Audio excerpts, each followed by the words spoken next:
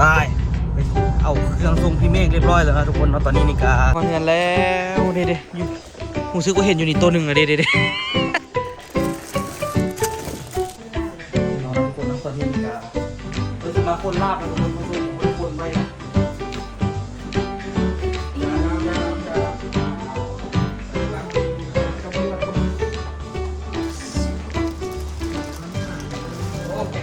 คนสบายดีคอยคำยามแรงเนาะแรงมื้อนี้นี่กาตัวว่าสิไปเฮ็ดแนวอยู่เนาะกินอยู่เฮือนเนาะทุกคนเนาะมื้อนี้นี่ก็มีเมนูหลายอย่างเลยทุกคนนั่นก็คือเมี่ยงปลาเผาที่เอามาจากบ้านในวันเนาะแล้วก็มีผักมีหอมป้อมหอมบัวเนาะทุกคนแล้วก็มักลิ้นที่เอามาจากบ้านในวันแล้วก็หลักๆก็คือปลาซ่อนเนาะทุกคนเนาะอันน่ะนัดกับแม่เวลาว่าสิเฮ็ดพันปลากินแล้วก็น่าจะเฮ็ดพันสิ้นหมูนำเพราะว่าเฮ็ดเพื่อพอประสงค์เนาะเพราะว่าเฮาสิไปเฮ็ดได้อยู่เนาะกินน้ำกันมื้อนี้เนาะอันอื่นเพิ่นน่าจะเกี่ยมไปเบิดละเนาะอันนี้ตัวก็เอามาจากบ้านพี่วันเนาะทุกคนแล้วก็เห็นได้กินคักๆนะทุกคน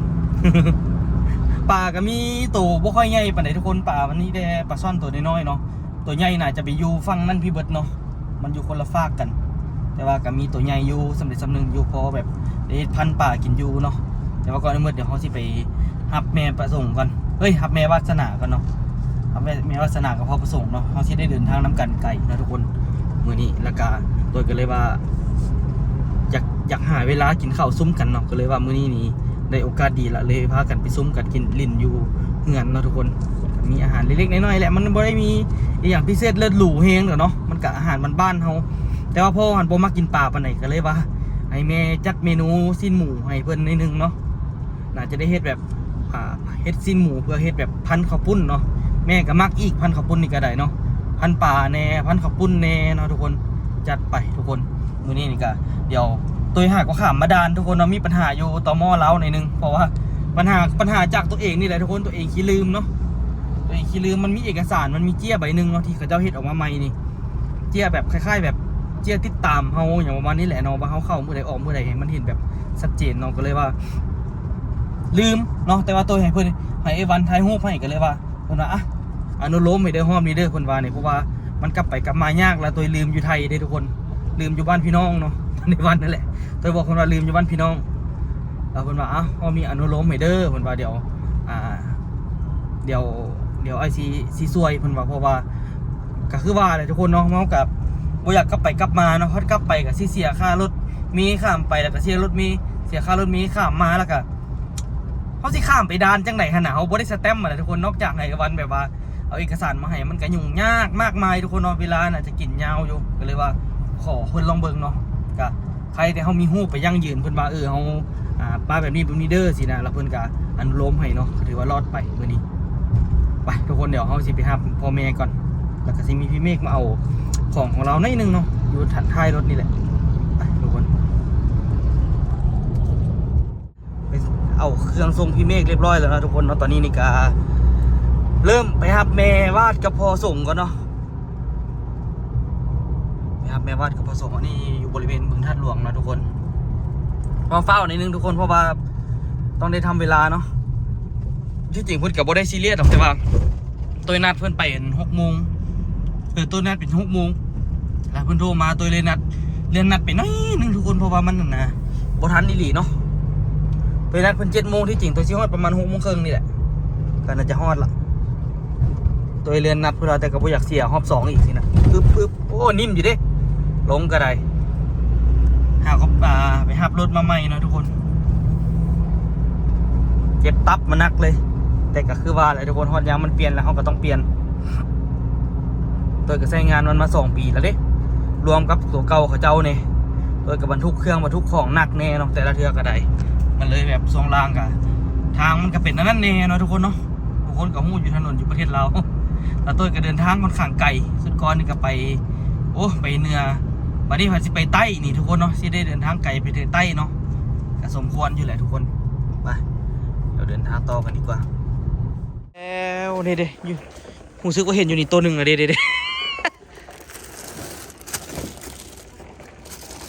ูสิเดี๋ยวจะส่งมันเด้ธงนึงอันนี้ธงนึงอันนี้กระทงนึงคือกันเราจะธงอยู่ที่กันอันนี้ตัวมันตายอันนี้แบ่งไปกินได้กันได้มันหลาย แมนโอ้ยบอกยุกมือนี่ก็ได้แล้วละต่อเกือบ40,000เปล่าวะ เสาไปล้านเบา ที่มันไม่ได้ถ้าอีมันเป็นเอง ๆเบาวิว กระเป๋าเงิน เป็นแอปปลาเนาะคะแนนเนาะ เอาไว้ใส่ เอาไปพุ่นแบ่งไปกินได้ก็ได้พักน่ะเลือกเอา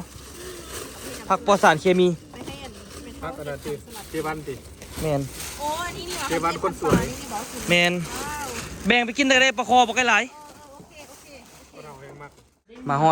อดละมาซ่าทุกคนเลยมันบ่ทันการเนาะมึงปลาคอสิได้แบ่งเฮือนนั่นเฮือนนี่เฮือนนั่นเฮือนนี่แล้วก็มีพักนี่เฮาสิได้พันอยู่ทุกคนบ่เสื้อเสื้อมันสิเข้มโพดบัดนี้นะเสื้อแต่สำคัญพอดีแล้ว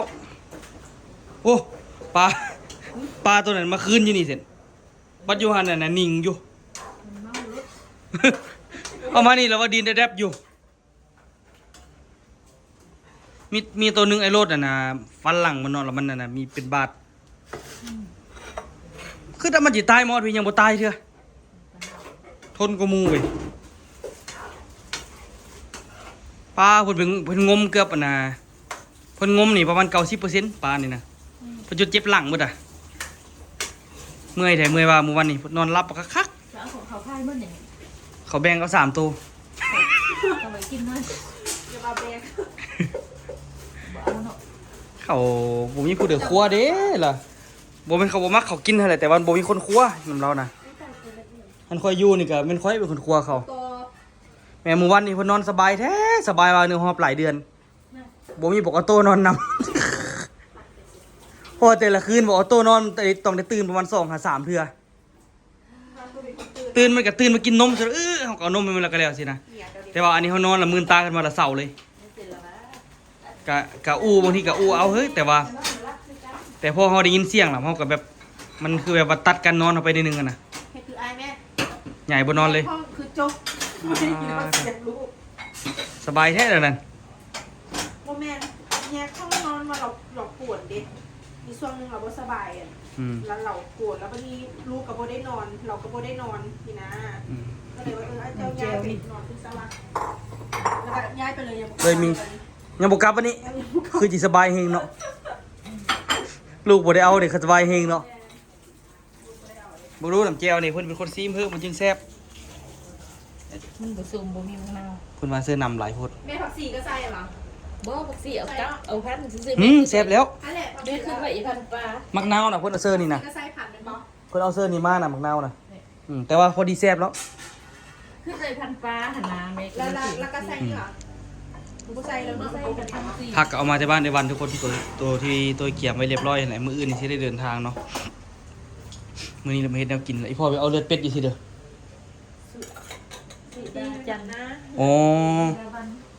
ไปซื้อเอา รถได้เรียนคิวได้นะ ไปซื้อให้หยังหุเรามีทางไปดอกประคออยู่ดีอยู่ในถังอีกทุกคนเล็กแท้ มีบอล1 2บอลเท่าไหร่ เรียบร้อยนะทุกคนเนาะสลอง เอาเอง เอานะทุกคนเนาะตอนนี้นี่กาเราสิมาคนลาบนะทุกคนเพราะสดกับบ่ได้คนไว้เนาะ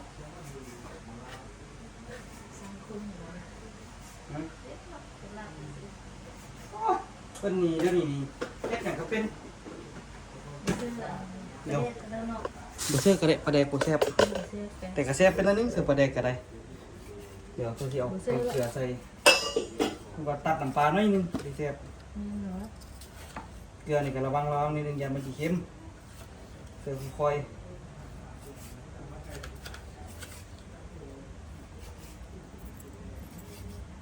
ตอนนี้น่าจะได้อยู่ลาบก็จะมีอย่างแต่เกลือเป็นนัวน้ำปลารอดมักนาวก็เสื้อเนี่ยบุเสื้อที่ลาบบนก่อยเนาะ บ่ซื้อเพียเราซื้อทำงาน คนลาบทุกคนเนี่ยลาบดิบ พอมากินลาบดิบเฮ็ดได้ลาบสุก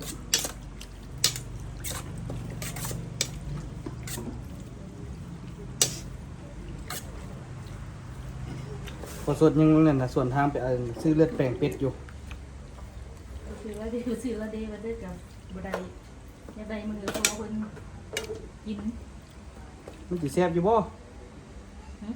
แซ่บอยู่บ่ โอเค ปิ้งเป็ดครับ แซ่บโอ้สิดัดจัง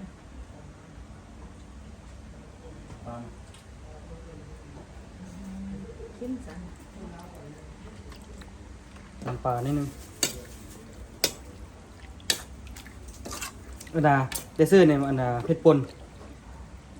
นี่เป็ดป่นก็อยู่หันเดียว หรือว่าไอ้พอซอยเผ็ดดิบล่ะโอ้ บ่ได้ซอยเทื่อซ้ำเป็ดดิบมันยังบ่ได้ซอยเทื่อสิหรือว่าเราซอยอยู่ในนี่เหรอบ่จ๊ะ แซ่บหรอก กินยาแล้วบ่ข้าวคั่วได้เสื้อแล้วนี่ ยัง น่ะข้าวคั่วกันโอ้ยังเถอะข้าวหอมเสื้อ คนซื้อกันคือเก่า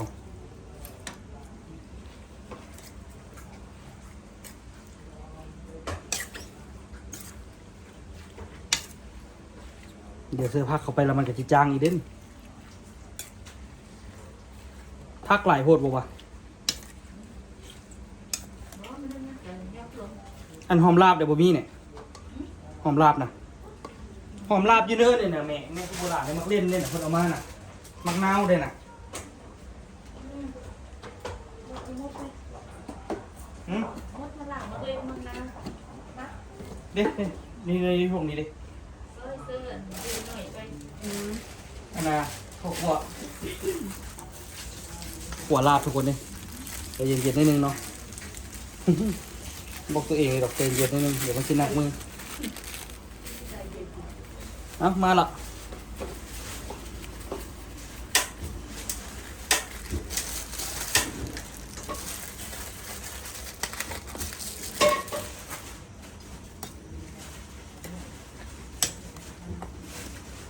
หอมๆเลยทุกคนของครัวนี่ก็ได้คือที่แม่ครัวเองที่บอกแม่ที่ครัวแซ่บเลยทุกคนเนาะเขาครัวเด้ อันนี้บุกันเลยมันยักอันนี้ ๆขนาดลุงเด่นเอาไปกินลุงเด่นยังย่องว่าเขาครัวเขาดี ต้นนี้มันยัก เขาครัวกับไปมาเฮ็ดป่นเขาดีว่าซั่นเด้มันมาถึงจุดเฮ็ดอันนี้ทะ กดเยอะปากกาเอาจานเนี่ยไปจัดจานนี้ไปเลยเหลืออันนั้น ได้เฮ็ดป่นมา ของแท้ทุกคนเฮ็ดป่นนี่ก็ได้โอเคพอแล้วนี่เอา เอ้า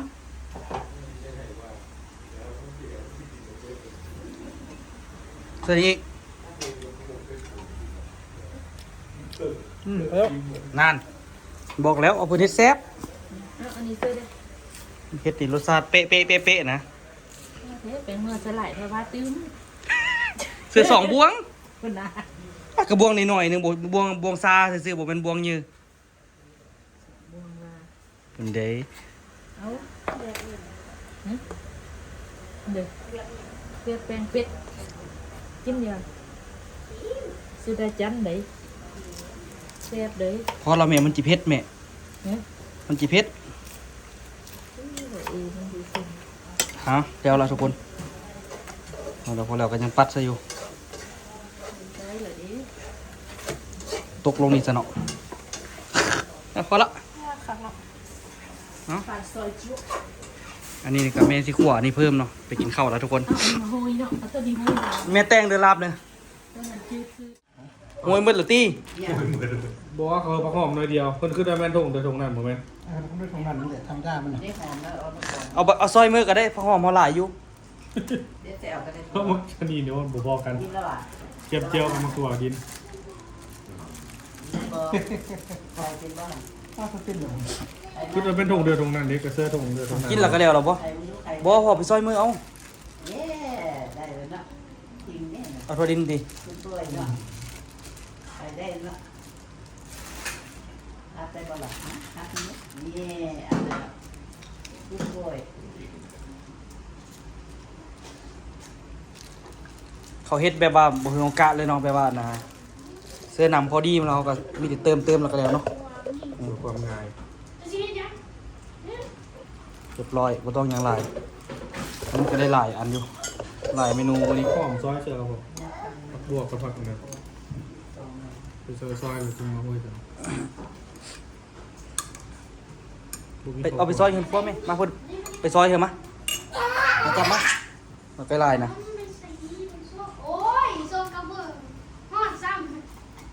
ไปซอยเองซะสิ ไปเอาไป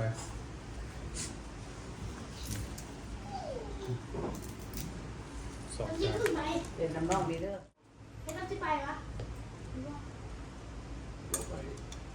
ไปเดี๋ยวมันมืดเราไปอยากไปคนเดียว มีแมวเด้อ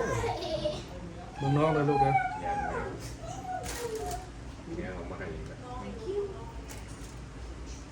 ไปบ้านไม่โตผู้ใดลูกถูกกินกันได้ไหมกินได้บ่มันมาสู้มา ถึงเก่ง นั่งเด้อแบบนี้บ่อยเด้อนั่งนี่ อันนี้ต้องหอมสลายขึ้นมาเป็นไงตุ้มเรื่อยๆ มา นะ โต๊ะมาโต๊ะลูกเขาออกจะไปย่านคนปืนลงนะ ได้ บ่เป็นหยังบ่เป็นหยังปล่อยเรารถบ่เป็นหยัง ยายใจว่าเขาสิบุรุษ เดี๋ยวบ่ตกเราบ่เป็นหยัง เราสิปืนลงโอเคไปจับหรอก มีเลือดตีมองเลย เด็กนางนักผู้ใหญ่นะ ลองจาน โอ้ยโอ้ยลงมือ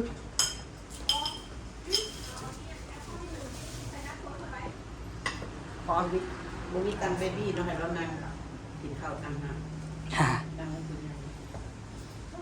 ไปตรงเขา แซ่บอีกเนาะเข้าน่าจะไม่เข้า ถามเดี๋ยวเด้อ ซอยหมกเพชรเลยเนาะ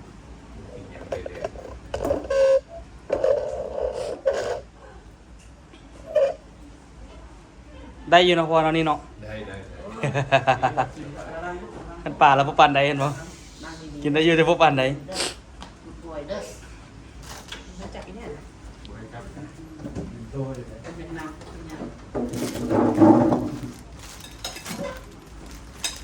บ่ได้เอาของกินมาให้ดู อันเอาลงไหมเอาลงไหม จิ๊บ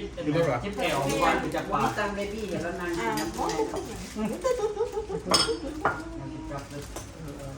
เอาตอนน้อยไปตัก อันสังใจก็จะกินปลาบริกินกับเนาะโอ้ยมาคำโคตร ยังวันยังย่างพระเจ้า ข้าวเหนียวมาคำโคตรแต่อันนั้นโอ้ก็มีตัวเซ็ตตัวนั้นตัวนี้ ต่อไปล้างมือได้ไหม ลาบเที่ยบ่ แม่น ไปล้างมือก่อนของกินลูกอยู่นี่ของกินลูกอยู่นี่มาต่อไปล้างมือ ตับปลาย โอ้ย อย่าแล้วไปล้างมือดูหน่อย กับเลือดกับ โอ้แข่งครึ่งละพอยแข่งโป๊กเลย แล้วถ้ามันต้องเขียนว่าเขากินอยู่เขากินเด็กเขาเบียดแล้วนะเขาก็ไม่กินเส้นอยู่มาก เลย มันบอกว่าเขียนไปนี่เลย ได้ไหมวะอันนี้ ว่าดังอยู่ที่นั่นว่าดังอยู่ว่าดัง อะไรนะอะไร กินในลมกันกินข้าวทาน เอามา โอ้ยกินเองกินเองมาเนี่ย แดงกัน ไอ้เฮ็ดพันปลาผู้นี้ไปเสือเจ้าพันปลา ถ้า นี่ กิน สิ ลาย เนาะ มันหนา ผมเป็นยังกับ ไม่อยู่พิษอันนี้ จานจาน มันน่าเนี่ยอยู่เลยเป็นบอกมึงไปหรออ่ะ แล้วมือ เน่ เดี๋ยวออกไปเที่ยว จะกินพันปลาสอง เป็นยัง อ้าวมันกลับมาอีเดียยามยัง ตายไปเลยนะ ไปกับปลาอื่นเลยเนาะ โอ้ยเกียดเนี่ยวันเนี่ย เทียนให้เราตอนเข้ากันไง โอ้ให้รถให้รถ เอาเลยเอาคนละจานเลยนี่ลึกเลย แกงขาด เอาเลย โอ้ยเนาะ ได้ละดีลูกก็ได้ละดีลูกก็ได้ละดี เป็นแบบที่ เขากินได้อยู่บ่เป็นยังเขากินได้อยู่ ตรงกับเบ็ด แล้วเขาตัดเอาก็ได้ไม่ยากหรอกว่าให้ยากเขาบ่บ่นะ เนี่ย ตัวเอาจานเนี่ย เออตักกินน้ำจับดีนะที่แบงไปตักกินกันนี่เลย มัน เอออาจารย์แล้วพอแล้ว ได้ที่รับยายทวิต กิน นี่ครับเขาเด้อเขากินง่ายๆเด้อบ่ต้องห่วงหลายพวกเขากินง่ายๆบ่ได้ยาก เฮ็ดนู่นแล้ว ไปลองซานมาเลยไปหาปลากินบ่ ทันไปหา ไปหาอย่างเดียว เอาไปหาตัว มีเวลาไปหาซะหน่ ให้ อย ตัวพาไปสวนมาหาปลาสดๆกินในแคมป์การ จะเห็นอย่างกับกระดองตาลไม่ได้หยุดเอาเนาะ มันยังมีน้ำเฮ็ดลงสาร มาได้ตู้นะไปเจอแล้ว เอาบางนี่น้ำเลยนี่นะ ตู้แม่ไปเห็นอย่างอยู่ตู้แม่มาเสีย เอามาใหม่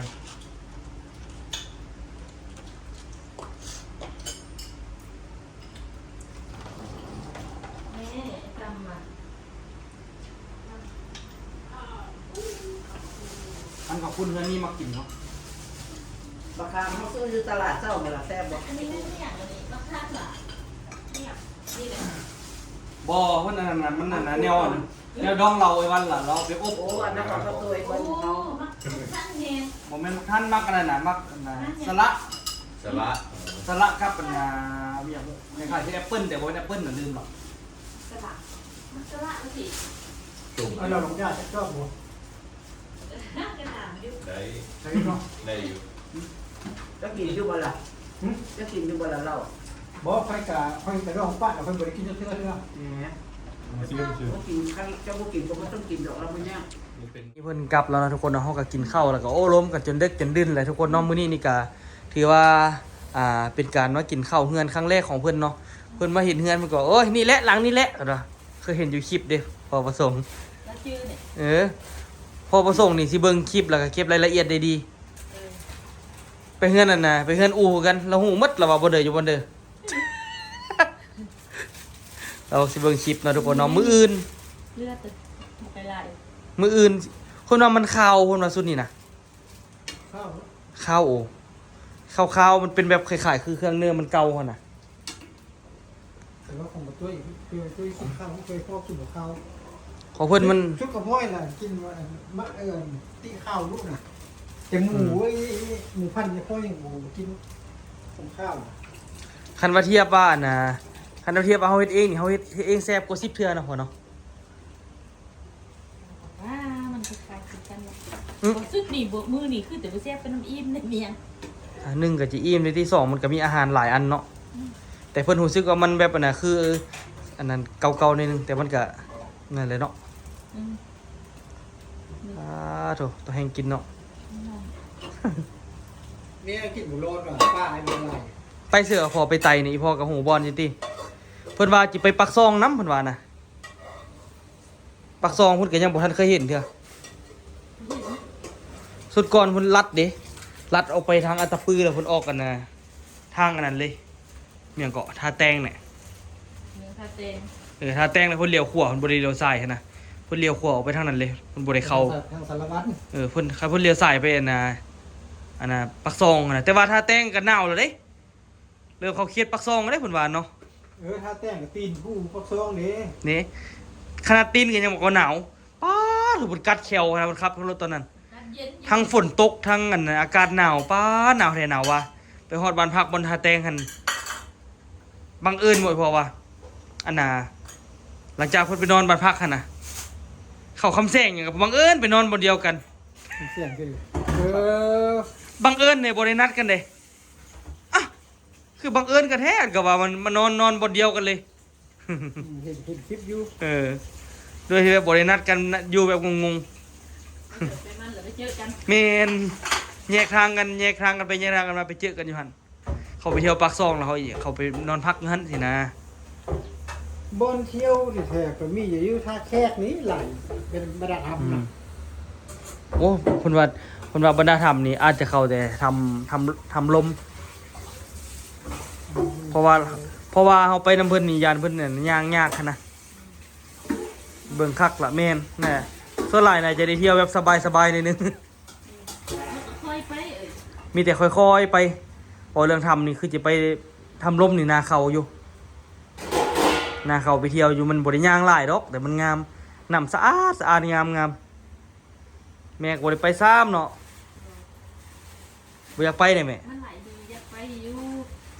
มันมีภูเขาคลินิก แต่ว่าไปกับยากเพราะว่านะคณะไปอันที่จริงกับพอดีล่ะ แต่ว่าผู้เด็กกับหุ่นดีไงคณะมีผู้จอยผสมแดดนี่นั่งข้างหลัง3 คนนี่พอดีสบาย แต่ผู้เด็กกับอุ้ยมันตุยมันจีอยู่ยาก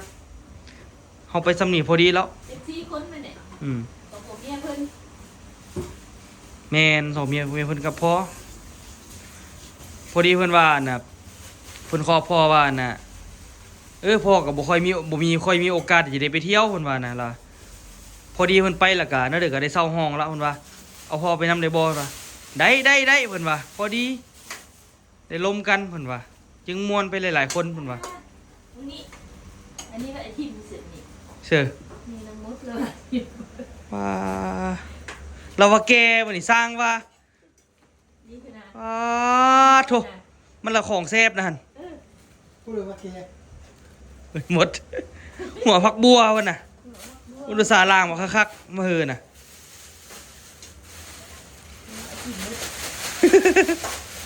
บอกว่าตัวเนี้ยตัวนั้นเราก็เอาเมียนจะตีอืม เบื่อมันเราเอาไปกิน ส่วนนี้นี่สิได้ไปเที่ยวใต้ทุกคนเลยเนื่องจากว่าตัวกับโบได้ไปโดนแล้วทุกคนเลยก็ถือว่าโดนแล้วเด้กะต่างไปว่าให้พาเพิ่นไปเที่ยวเนาะทุกคนเนาะเพิ่นก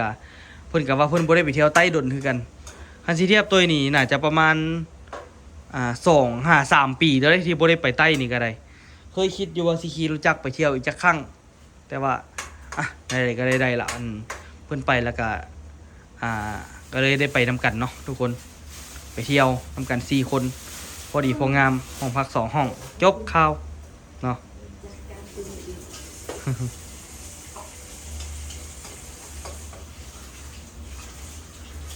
อยู่ท่าแขกมีอย่างใดพอ มีทำถ้าแค่ส่วนไหลมันท ท่าแขกนะเพิ่นบ่ได้เที่ยวแบบจริงจังเลย สุดก่อนไปแบบเล็งรัดเพิ่นไปได้ทำลมมัน ำอันทำมันก็มีคนขั้นเราเขา ภูผาม่าน ทำลุ่มทำเนี่ยทำจงอ่องทำไม่อย่าง จอมออง ยู่มันใส่ที่ โอ้โหเด้จอมอองแถวรู้สึกว่าบ่แม่นที่ว่านั่นน่ะ อยู่ลำไส้จงอ่อง ไปสุดนี่นี่ไปท่าแขกไปฮอดนี่น่าจะไปเที่ยวถ้ำมือ ทำเนี่ย ต่อมา ก็อยู่ปักซองหลายอยู่ปักเสหลายทำเอิ้น แล้วก็ไปลินพวกท่าฝรั่งอย่างไรนั่นเนาะ ทำฝรั่งแต่โอ้ได้ย่างหลาย ก็ฮอดเลยบนจอดรถก็ฮอดเลย ตัวเดี๋ยวไปอยู่ที่ เคยไปท่าฝรั่งแต่เพิ่นก็รู้สึกว่าบ่ได้พิเศษหยังปานนั้นแต่ว่าก็ไปนั่งลินไปกินก็โอเคอยู่ นี่เนาะทุกคนเนาะต้องได้ลองไปลองเบิ่งขนาดไปท่าแขกนี่ตัวก็บ่ได้ลงเลิกซ้ำสุดก่อนนี่ก็ไปแต่ไปก็เที่ยวผ่านๆนั่นแหละทุกคนบ่ได้แบบจริงจังเนาะสุดนี้นี่ก็สิเอาขึ้นไปแล้วตัวก็ได้หาข้อมูลเพิ่มเนาะว่าเพิ่นไปจังไดเดี๋ยวตัวสิพยายามวางแผนมันก่อนเนาะไปแบบให้มันมีแผนมันจึงคักแต่ว่าถึงมันสิบ่เป็นไปตามแผนก็แปลว่าเฮาก็ได้วางว่าไปบ่นี่สินะเดี๋ยวตัวสิหาข้อมูลแต่ละบอนมันก่อนเนาะ ก็ถือว่าครบเซตแล้วเนาะทุกคนเอารถก็ซ่อมแล้วเรียบร้อยนี่ทีโดแจ่มเลยเนาะใส่แต่หูดังใหม่กับใส่แข้งใหม่เนาะแผ่นแข้งนี่เพราะว่าทั้งพื้นนี่มันมักต่ำมานั่นน่ะทุกคนมันมักต่ำต่อต่ำอย่างมันหลายเนาะนี่เบื้องตัวเก้าจนเป็นห้อยไหวหมดนะตัวเก้านี่นะนี่เห็นบ่มันเป็นแบบเห็นบ่ห้อยขูดมันแบบอันนี้ก็จีกเบละสินะบอลไซนอตอย่างมันจีกเวลาตัวเลยวะซื้อไม่ซะลงทุนซื้อซะมันบ่ทนเนาะตัวนี้เราได้เอาอันนี้มัดเห็นบ่มันมีอันนี้ต้องได้มัดตลอดตัวเลยว่าตัดสินใจซื้อซะอันนี้ใส่คืนก็ได้ตัวว่าบ่ต้องใส่เลยมันบ่งามเนาะนี่แล้วตัวก็ซื้อหัวอันนี้ใหม่หัวสุบใส่รถนาวาร่าที่จริงกระจังหน้าตัวสั่งไว้ละจ่ายเงินเรียบร้อยแต่ยังบ่ทันมาฮอดเนาะเสียดายอยู่ตัวนี้กระจังหน้าที่มีไฟแต่ว่าไปส่งเพิ่นล่ะตัวน่าจะข้ามไปเอาอีกเนาะอันนี้คันบ่ได้ก็คือสิจับข้ามเอาข้ามไปในตัวแล้วสิจับเอาเพราะว่าเอารถข้ามไปมันเสียค่าใช้จ่ายค่อนข้างบันหลายเนาะทุกคน เดี๋ยวตัวชิกี้ไปเกมเครื่องไปอันนั้นไว้เนาะทุกคนเกมเครื่องแล้วก็คือสิบ่ได้เกมอย่างหลายดอกเพราะว่าตัวเองน่ะมีกระเป๋าที่แบบว่ามาจากฝั่งไทยแล้วก็บ่ได้เก็บเครื่องเก็บของอย่างออกนะมีแต่เสื้อตัวนี้ที่จริงอยากซักไว้เนาะอยากซักเสื้อตัวนี้ไว้ใส่เนาะมันก็ไปก็รู้สึกว่าหลายมือเขาต้องแบบเตรียมพร้อมเรื่องกันเรื่องของเนาะไปพุ่นคันว่ามันบ่ทันก็มีแต่ได้ซักแห้งเท่านั้นแหละเนาะ ไปไหนไว้เจอกันคลิปหน้าเลยทุกคนเด้อตัวสิไปพักผ่อนละ มื้ออื่นเกียมตะลุยทุกคนบ๊ายบายทุกคนสบายดีเด้อ